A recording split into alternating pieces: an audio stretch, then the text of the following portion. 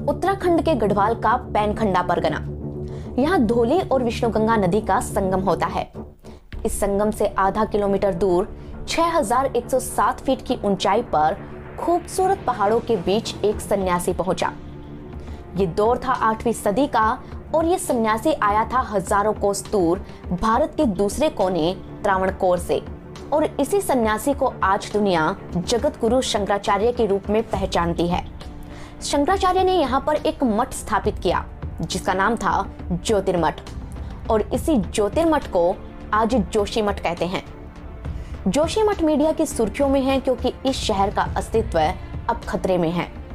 यहाँ लोगों के घरों में दरारें आ गई है, जमीन धंस चुकी है, बिना बाढ़ के ही लैंडस्लाइड हो रहा है। कुछ एक्सपर्ट्स तो ये तक दावा कर रहे हैं कि जोशी मठ को तबाह होने से अब कोई नहीं बचा सकता। हम आपको इस तबाही के पीछे का कारण भी बताएंगे, लेकिन उससे पहले जोशी मठ के इतिहास की गहराइयों को थोड़ा और खंगाल लेते हैं। दोस्तों, आपने केरल राज्य के त्रावणकोर शहर का नाम तो सुना ही होगा। जी हाँ, वही त्रावणकोर जहां दुनिया का सबसे अमीर पद्मनाभ स्वामी मंदिर है। इसी त्रावणकोर के पास कावड़ी नाम का एक गांव था। इसी गांव में शंकराचार्य का जन्म हुआ था। कहते हैं कि बहुत ही कम उम्र में उन्होंने घर छोड़ दिया और वो भारत भ्रमण पर निकल गए। वो हिमालय के कठिन रास्तों से लंबी लंबी पैदल यात्राएं करते हुए उत्तराखंड पहुंचे थे। इस यात्रा के रास्ते में उन्हें जो भी मिला वो उनका अनुयायी बन गया। इन अनुयायियों के लिए उन्होंने 4 दिशाओं में 4 मठ बनवाए। पूर्व में उड़ीसा का वर्धमान मठ, पश्चिम में द्वारिका का शारदा मठ, दक्षिण में मैसूर का श्रृंगेरी मठ और उत्तर में ज्योतिर्मठ यानी कि जोशी मठ। कहते हैं कि जोशी मठ जब वो रुके तब उन्हें यहाँ एक दिव्य अनुभूति हुई। उन्होंने यहाँ एक शहतूत के पेड़ के नीचे कई सालों तक साधना की। इस साधना के फलस्वरूप उन्हें दिव्य ज्ञान की प्राप्ति हुई। क्योंकि यहाँ पर ज्ञान की ज्योति उन्हें मिली थी, इसीलिए इस जगह को ज्योतिर्धाम भी कहा गया। ज्योतिर्धाम से शंकराचार्य बद्रीनाथ गए, जहां उन्होंने भगवान नारायण के टूटे पड़े मंदिर को वापस बनवाया। इसके बाद वो केदारनाथ पहुंचे। यहाँ सिर्फ 32 साल की उम्र में उनका देहांत हो गया। शंकराचार्य तो चले गए, लेकिन वो शहतूत का पेड़ पहाड़ों की गोद में फलता फूलता रहा, जिसे लोग कल्प वृक्ष कहने लगे। कहते हैं कि ज्योतिर्धाम के भगवान नरसिंह मंदिर में ही भक्त प्रहलाद ने तपस्या की थी। सदियों बाद इस जगह को कत्यूर राजाओं ने अपनी राजधानी बनाया। कहते हैं कि एक वक्त पर यह कत्यूर राजाओं के राज करने का मुख्य केंद्र था, लेकिन बाद में वो इस राजधानी को बैजनाथ ले गए। इस बारे में भी लोग एक कहानी सुनाते हैं। कहते हैं कि कत्यूर राजा वासुदेव का एक वंशज राजा शिकार खेलने के लिए गया हुआ था। उसके पीछे से भगवान नरसिंह इंसान का वेश धरकर उनके महल में भिक्षा मांगने पहुंचे। रानी ने उनका खूब आदर सत्कार किया और भोजन कराकर राजा के पलंग पर सुला दिया। जब राजा वापस लौटे तो अपने बिस्तर पर किसी अजनबी को सोता देख आग बबूला हो गए और उन्होंने अपनी तलवार से नरसिंह की बाह पर वार किया। इससे उनके बाह पर घाव हो गया, लेकिन उस घाव से खून की बजाय दूध बहने लगा। ये देख राजा घबरा गए और उन्होंने रानी को बुलाया। रानी ने बताया कि वो कोई साधारण इंसान नहीं बल्कि भगवान थे। इस पर राजा शर्मिंदा हुए और उन्होंने भगवान से माफी मांगी और उन्होंने नरसिंह से खुद को दंड देने का आग्रह किया। नरसिंह ने राजा से कहा कि अपने किए की एवज में उन्हें ज्योतिर्धाम छोड़ना होगा और अपनी राजधानी को कत्यूर घाटी यानी कि बैजनाथ धाम ले जाना होगा। उन्होंने आगे घोषणा की कि जोशी मठ के मंदिर में मेरी जो मूर्ति होगी उसकी बाह पर भी ऐसा ही घाव दिखाई देगा।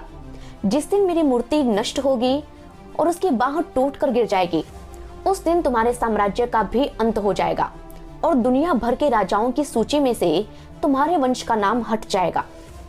इसके बाद नरसिंह गायब हो गए और राजा को कभी नहीं दिखाई दिए, लेकिन उनकी बात का मान रखते हुए राजा ने वैसा ही किया और वो अपनी राजधानी को बैजनाथ ले गए। इस कहानी का एक दूसरा वर्जन भी है, जिसमें बताया गया है कि शंकराचार्य से हुई धार्मिक विवाद के कारण कत्यूरी राजधानी को जोशीमठ से हटाया गया और नरसिंह के मंदिर को भी शंकराचार्य ने ही बनवाया था। खैर, कहानियां भले ही अलग अलग हो, लेकिन हकीकत में नरसिंह का मंदिर आज भी जोशीमठ में बना है। इस मंदिर में काले स्फटिक की नरसिंह की एक मूर्ति विराजमान है, जिसका बायां हाथ हर साल कमजोर होता जा रहा है। लोग कहते हैं कि ऐसा कत्यूरी राजा को मिले अभिशाप के कारण हो रहा है।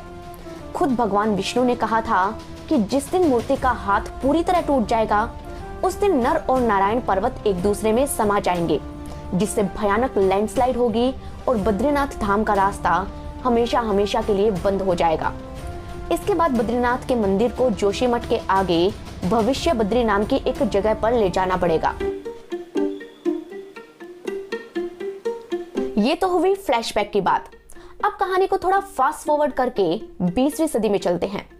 बीबीसी की एक रिपोर्ट के मुताबिक तब अंग्रेज आईसीएस अफसर एचजी वोल्टन ने जोशीमठ का जिक्र एक गैजेटियर में किया था, जिसका नाम था गढ़वाल हिमालय गैजेटियर। उन्होंने 1910 के जिस जोशीमठ का जिक्र किया है वह थोड़े से मकानों, रैन बसेरों, मंदिरों और चौरस पत्थरों से बनाए गए नगर चौक वाला एक अधसोया सा कस्बा है, जिसकी गलियां व्यापार के मौसम में तिब्बत से व्यापार करने वाले व्यापारियों के याक और घोड़ों की घंटियों की आवाज से गूंजती है। कहते हैं कि तिब्बत के लिए व्यापारी यहीं से होकर जाते थे, इसीलिए यहाँ एक संपन्न बाजार था। यहाँ से भोटिया व्यापारियों का भी आना जाना था। अलकनंदा के करीब बसे जोशीमठ में साल 1872 में सिर्फ 485 लोग ही रहते थे, लेकिन 1881 में इनकी संख्या बढ़कर 572 हो गई। बद्रीनाथ धाम में पूजा करने वाले पंडित और दुकान लगाने वाले लोग जाड़े के दिनों में मंदिर के कपाट बंद करके जोशीमठ में रहने चले आते थे, क्योंकि बद्रीनाथ तो पूरी तरह बर्फ से ढक जाता था।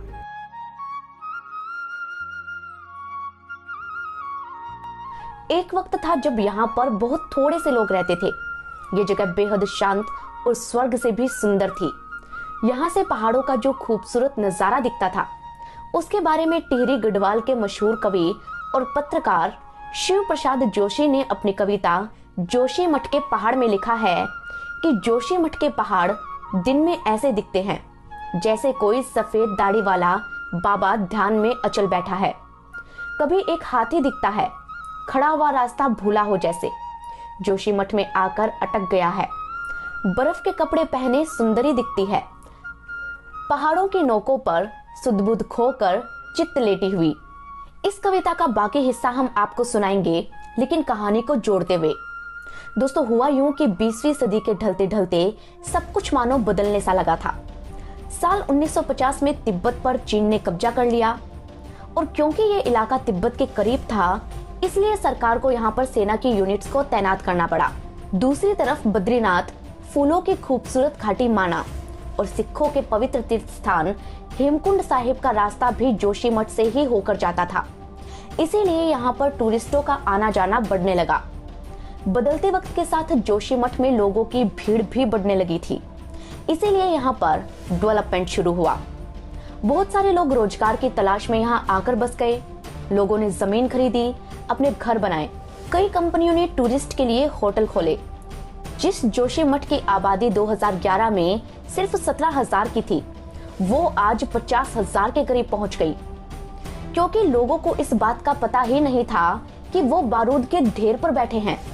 वो ऐसे कि भूवैज्ञानिक बताते हैं कि जोशीमठ किसी मजबूत जमीन पर नहीं, बल्कि टूटे हुए पहाड़ के मलबे पर बसा था।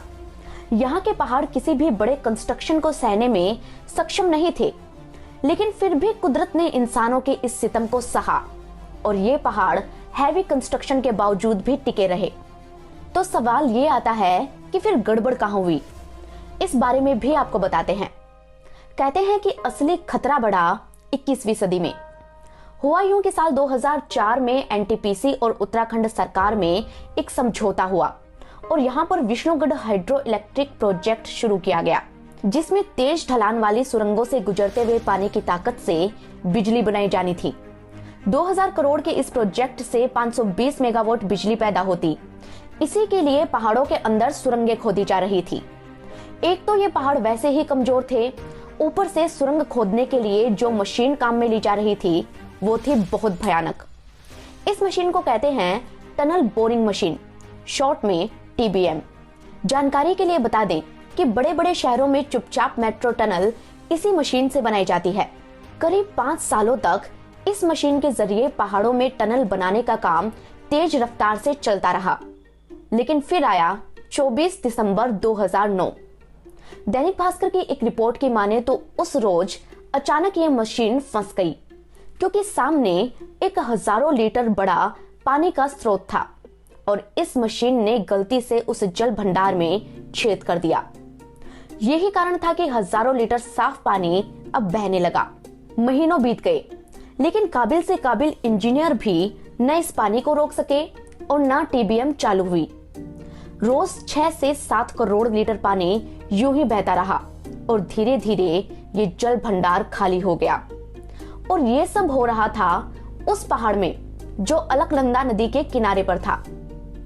लगातार पानी बहने के कारण कई छोटे झरने और पानी के स्रोत सूख गए और एक्सपर्ट्स बताते हैं कि बिना पानी जोशीमठ के नीचे की जमीन भी सूख गई थी। इसी वजह से दरके हुए पहाड़ों के मलबे पर बसा जोशीमठ अब धंस रहा है और यही कारण है कि एक्सपर्ट ये दावा कर रहे हैं कि अब जोशीमठ को बचाना मुश्किल है।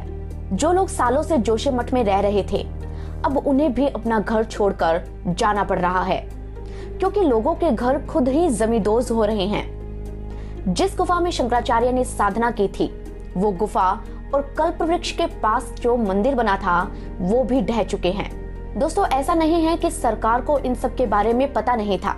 जोशीमठ की जमीन कैसी है, इस पर सबसे पहले साल 1939 में स्विस एक्सपर्ट ने एक किताब में दावा किया था कि जोशीमठ लैंडस्लाइड के ढेर पर बसा है। इसके बाद साल 1976 में मिश्रा कमेटी की रिपोर्ट आई और साल 2010 में भी एक रिपोर्ट पब्लिश हुई, जिसमें साफ कहा गया था कि यहाँ किसी तरह का हैवी कंस्ट्रक्शन नहीं होना चाहिए। लेकिन उस वक्त इन रिपोर्ट्स पर किसी ने ध्यान दिया नहीं और अब मामला हाथ से निकल चुका है। जो हाल जोशीमठ का है, वो ही हाल कर्णप्रयाग समेत आसपास के सभी इलाकों का है। दोस्तों, जोशीमठ के इन हालातों पर अब सरकार भले ही एक्शन में आ गई हो, लेकिन हकीकत ये है कि जोशीमठ अब दम तोड़ रहा है। लोग कहते हैं कि नरसिंह का शाप सच हो रहा है, जिसका जिक्र शिव प्रसाद जोशी ने अपनी जोशीमठ वाली कविता के अंत में करते हुए लिखा है कि लोग कहते हैं दुनिया का अंत इस तरह होगा कि नीति और माणा के पहाड़ चिपक जाएंगे, अलकनंदा गुम हो जाएगी, बर्फ उड़ जाएगी, हड़बड़ाकर उठेगी सुंदरी, साधु का ध्यान टूट जाएगा, हाथी सहसा चल देगा अपने रास्ते। हो भी यही रहा है। जोशीमठ की तबाही के कारण अब लोग इसे छोड़कर जा रहे हैं और इन सब का जिम्मेदार कौन है वो आप खुद समझ गए होंगे। खैर, हम तो यही दुआ करते हैं कि जोशीमठ बच जाए, लेकिन इस मठ की दुर्दशा एक सबक है हम इंसानों के लिए कि कुदरत से जरूरत से ज्यादा छेड़छाड़ सही नहीं है। उत्तराखंड के अलावा नॉर्थ ईस्ट के कई पहाड़ों का हाल भी कमोबेश ऐसा ही है। इसलिए ये जरूरी है कि वक्त रहते इस ओर ध्यान दिया जाए। खैर दोस्तों, जोशीमठ के इतिहास पर बनी हमारी ये करंट की क्लास आपको जरूर काम आएगी, इसलिए आप इस वीडियो को अपने दोस्तों के साथ भी शेयर करें ताकि दूसरों का भी ज्ञान बढ़े। इस मुद्दे पर आपकी क्या राय है और आप हमें कहां से देख रहे हैं, ये भी हमें जरूर बताएं कमेंट सेक्शन में। साथ ही ये बताना ना भूलें कि अगली रिपोर्ट आप किस टॉपिक पर देखना चाहते हैं। ऐसे ही रिपोर्ट्स देखने के लिए हमारे चैनल को याद से सब्सक्राइब करते जाइएगा। हम मिलेंगे आपको अगली करंट क्लास के साथ। तब तक के लिए धन्यवाद।